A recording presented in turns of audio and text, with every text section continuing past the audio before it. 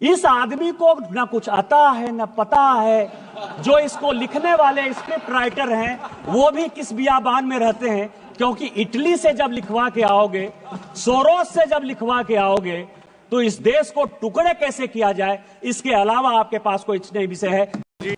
आज जो तेलंगाना की रिपोर्ट आई, जो आपका भी राज्य बगल का पड़ोसी राज्य है सर, वो कह रहा है कि 46% ओबीसी, और उसमें क्या कर रहे हैं, वो मुसलमानों को जोड़ दे रहे हैं। ओबीसी में वो मुसलमानों को जोड़ रहे हैं, जिसमें मुझे लगता है कि इस पूरे पार्लियामेंट का जो एक उद्देश्य है बनने का, जो कॉल एंड सगधर कहता है, कॉल एंड सगधर कहता है कि लीडर ऑफ द अपोजिशन वैसा होना चाहिए जिसको पार्लियामेंट्री स्किल के बारे में, रूल के बारे में, कंट्री के बारे में, देश के प्रधानमंत्री के बारे में, देश की स्वतंत्रता के बारे में, सॉवरेनिटी के बारे में पूरी जानकारी होनी चाहिए। और मैं बड़े ही दुखी मन से यह बात बोलने जा रहा हूं कि वर्षों बाद ये चौथा मेरा टर्म है। इस चौथे टर्म में मुझे पहली बार एक ऐसा लीडर ऑफ द अपोजिशन दिखाई दे रहा है जो दुनिया में भारत कैसे कमजोर हो, देश के कैसे टुकड़े हो, किस तरह की विदेशी ताकतों के साथ मिलकर यहां की सोसाइटी को बरगलाया जाए, गलत बयानी किया जाए, और इस पार्लियामेंट में 105 जो हमको मिला हुआ अधिकार आर्टिकल 105 में फ्री एंड फेयर डिस्कशन का, उस फोरम का मिसयूज करके पूरे देश को गुमराह किया जाए। इसीलिए आपके माध्यम से मेरा विपक्ष के नेता पर आरोप भी है और उनको चैलेंज भी है और आपसे आग्रह भी है सभापति महोदय कि मैं जितनी बातें कह रहा हूं उस सबको मैं ऑथेंटिकेट करूंगा, और यदि राहुल गांधी जी में, लीडर ऑफ द अपोजिशन में हिम्मत है तो वो सारी बातों को ऑथेंटिकेट करें, नहीं तो वो फ्लोर ऑफ द हाउस इस्तीफा दें। सबसे पहला सवाल, उन्होंने 6 ऐसे पॉइंट के, मैं 6 विषय पर जो है आपके सामने और पूरे देश को ये बताना चाहता हूं। सबसे पहले उन्होंने कहा कि this phone is not made in India, this phone is assembled in India, और ऐसे करके जो है उन्होंने फोन दिखाया सर, ये फोन ऐसे दिखाया सर। अब आप समझिए सर, अपने दिल से जानिए पराये दिल का हाल। कांग्रेस ने इस देश को किस तरह से विदेशियों के हाथ गिरवी रख दिया, ये मैं कहानी बताना चाहता हूं। ये मैं पेपर लेकर आया हूं सभापति महोदय। ये ITA 1 जब चिदंबरम इस देश के वित्त मंत्री थे, चिदंबरम जी इस देश के कॉमर्स मिनिस्टर थे, 96-97 में इंटरनेशनल टेलीकॉम एग्रीमेंट ITA 1, ये पूरे देश को जानने का सवाल है। ITA 1 में उस वक्त केवल 14 कंट्री सिग्नेटरी थे, पूरी दुनिया में 195 कंट्री है। चाइना उस सिग्नेटरी नहीं था, उसका पार्ट नहीं था। लेकिन इस देश को बेचने के लिए जो सॉफ्टवेयर, हार्डवेयर, इलेक्ट्रॉनिक्स, टॉयज, ये सब जो पूरी दुनिया में बनाते थे मैन्युफैक्चरर, यूरोपियन यूनियन के दबाव में इस सरकार ने और उस तत्कालीन वित्त मंत्री ने पैसे लेकर उस एग्रीमेंट को साइन कर लिया। और क्या साइन कर लिया ITA 1?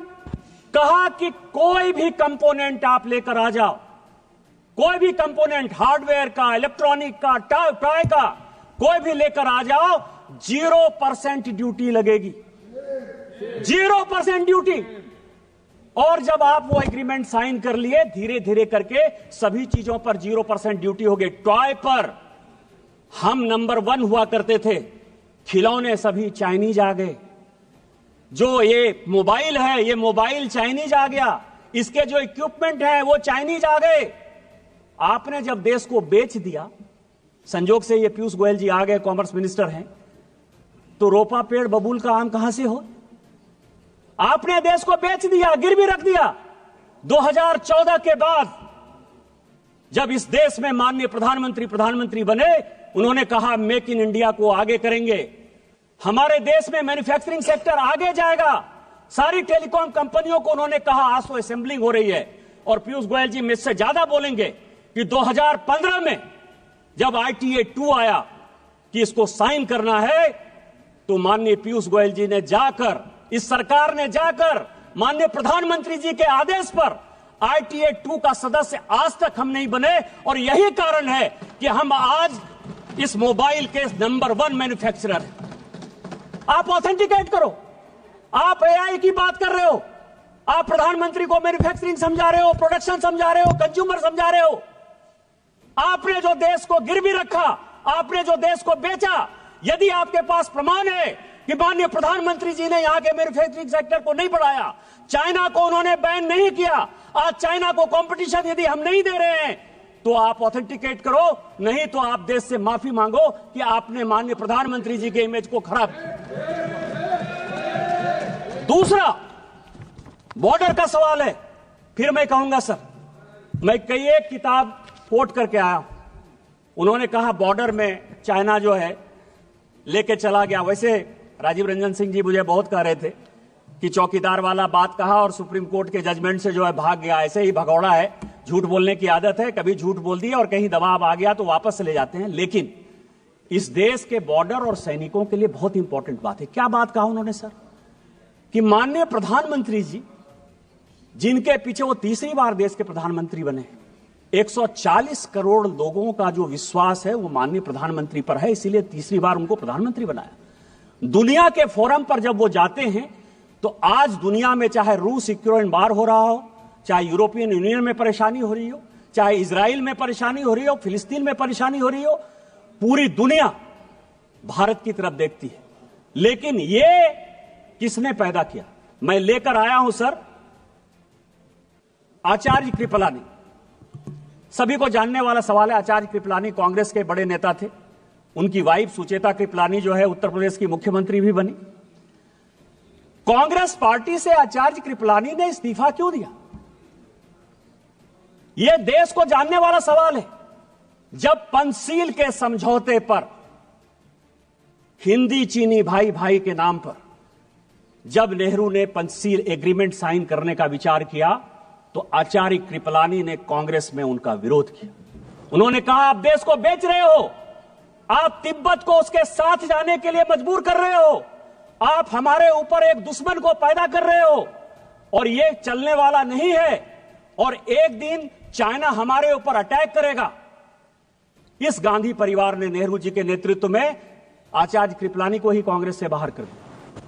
इतनी ही बात नहीं, जब इन्होंने ये बात कही कि प्रधानमंत्री जी कुछ बोलते हैं और जो आर्मी के चीफ हैं या सेना के जो जवान हैं वो अलग बात बोलते हैं, मैं कोट कर रहा हूं सर, उस वक्त के जो एयर मार्शल थे, फील्ड मार्शल थे रॉबर्ट्स, उसने कहा पंचशील के इस सिद्धांत के बाद चाइना हमारे ऊपर अटैक करेगा और हमारी आर्मी इतनी मजबूत नहीं है कि हम उसका मुकाबला कर पाए। जब यह स्टेटमेंट बाहर आया, इसी फ्लोर पर नेहरू जी ने कहा कि आर्मी के जो लोग हैं वो गलत बयानी कर रहे हैं, मुझे अपने देश पर भरोसा है और मेरे पास इतनी सेना की ताकत है कि हम किसी भी देश का मुकाबला कर सकते हैं, चाइना क्या बात है। यह मैं उनका स्टेटमेंट 1960 का इसी फ्लोर ऑफ द हाउस पर जो है उन्होंने दिया है, उसको मैं कोट कर रहा हूं। और 61 में जब करियप्पा जी रिटायर हो रहे थे, फील्ड मार्शल करियप्पा बड़े फील्ड मार्शल थे, तो उन्होंने कहा कि मुझे फक्र इस बात का है कि मैं सैनिकों को मरते हुए नहीं देख पाया, उसके पहले ही मैं रिटायर हो रहा हूं।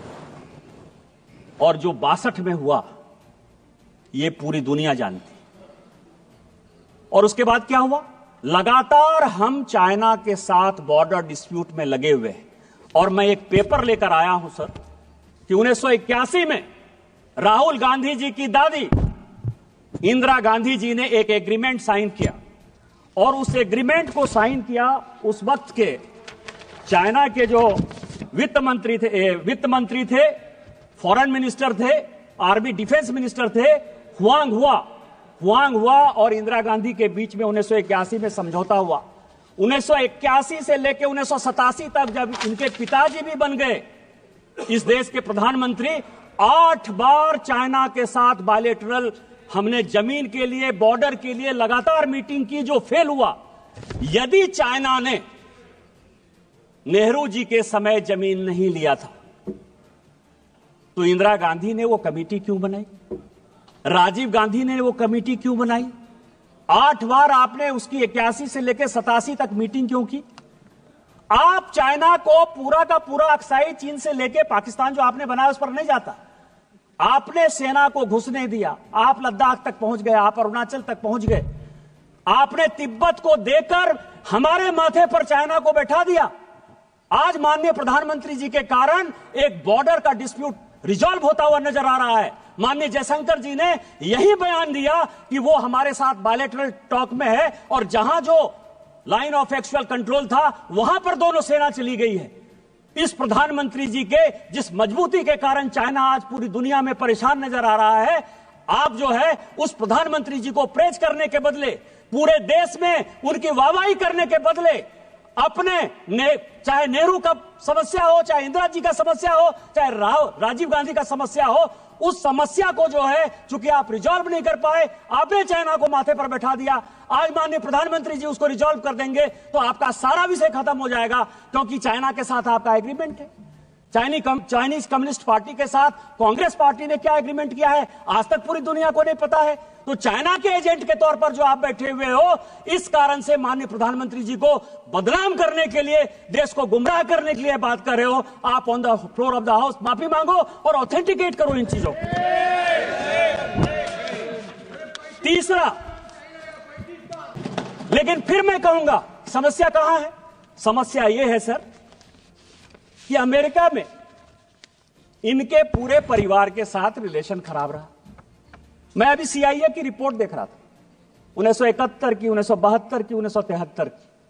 वो ये कह रहा है कि भारत की इकोनॉमी रसातल में जा रही है, ये पाकिस्तान को अटैक करके जो है एक एक्सपेंशन के मोड में जाना चाहती है, लेकिन इसका अपना कुछ नहीं है, ये रूस के साथ मिलकर जाना चाहती है और हम भारत को बैन करेंगे।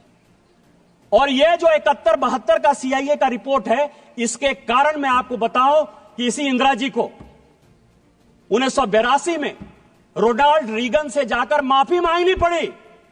आप उस परिवार के आदमी हो, वो देश के प्रधानमंत्री। मैं नहीं बोलना चाहता था, मुंह नहीं खोलवाना चाहता था मैं, लेकिन 1982 में इंदिरा जी ने अमेरिका जाकर रोनाल्ड रीगन से माफी मांगी कि जो हो गया सो हो गया, हमको माफ कर दीजिए। और हम देश को, एक वो देश था और आज माननीय प्रधानमंत्री जी के नेतृत्व में यह देश है कि ट्रंप खुद से फोन करते हैं और ट्रंप व्हाइट हाउस में पूरा बताते हैं कि हमने उनको बुलाया है, हम उनके साथ अच्छा रिलेशन रखना चाहते हैं।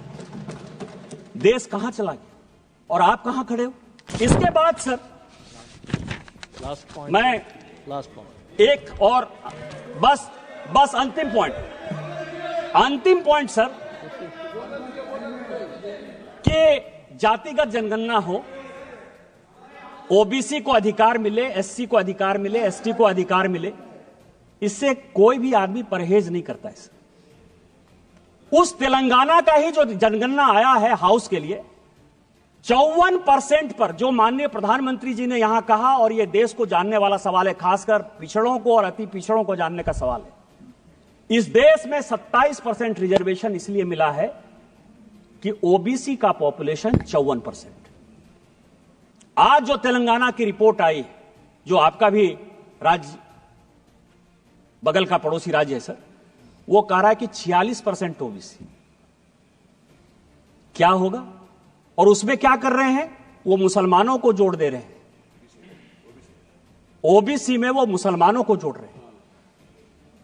माननीय प्रधानमंत्री जी ने कहा है कि जब तक मैं इस देश का प्रधानमंत्री हूं और भारतीय जनता पार्टी का एक भी कार्यकर्ता है, वो ओबीसी के आरक्षण को बैकडोर से कभी भी मुसलमानों के पास नहीं जाने देगा। ये जो वोट बैंक की राजनीति है, इस वोट बैंक की राजनीति यही करने के लिए प्रेरित कर रही है। फिलहाल तो निष्कांत दुबे का यह भाषण आपको कैसा लगा, हमें कमेंट करके जरूर बताएं। और इसी तरह की वीडियो देखने के लिए हमारे चैनल करंट तक को लाइक शेयर सब्सक्राइब जरूर करें।